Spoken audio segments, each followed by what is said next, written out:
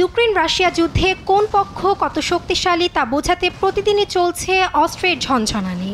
এবার লেজার অস্ত্র তৈরির দাবি ইউক্রেনের, যেটি 2 কিলোমিটার দূরে লক্ষ্যবস্তুতে আঘাত হানতে সক্ষম। এই সপ্তাহের শুরুতে কিয়েভ পোস্টের উদ্ধৃতি দিয়ে ইউক্রেন নিরাপত্তা বাহিনীর প্রধান ভেডাম সাকারাবেস্কি জানান, ইউক্রেন পঞ্চম দেশ যারা এই অস্ত্রটি তৈরি করেছে। এই সময় তিনি আরও জানান, এটি চমৎকারভাবে কাজ করে, তবে এটি কোথায় ব্যবহার হবে সে বিষয়ে স্পষ্ট করেননি এ সামরিক কর্মকর্তা।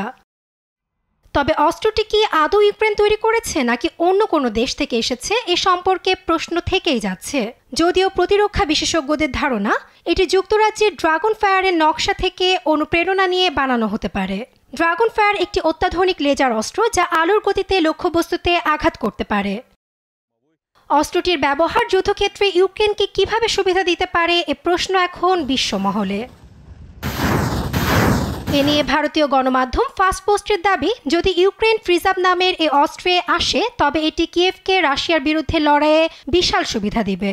বিশেষজ্ঞরা মনে করেন এটি মিসাইল ক্ষেপণাস্ত্রের বিকল্প পথ যা সাশ্রয়ী।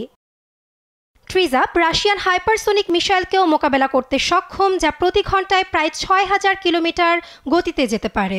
এমনকি বিদ্যমান অস্ত্রের সাহায্যে এগুলোয় আঘাত হানা কঠিন। যদিও লেজার অস্ত্রেরও কিছু সীমাবদ্ধতা রয়েছে। অস্ত্র গবেষকরা বলছেন, আর্টারি শেল ও ব্যালিস্টিক ক্ষেপণাস্ত্র ভূপাতিত করা এটির জন্য কঠিন। ইউক্রেনের আগে এই লেজার অস্ত্র আমেরিকা, ইসরায়েল, তুরস্ক, জার্মানি, জাপান ও চীনও তৈরি করে।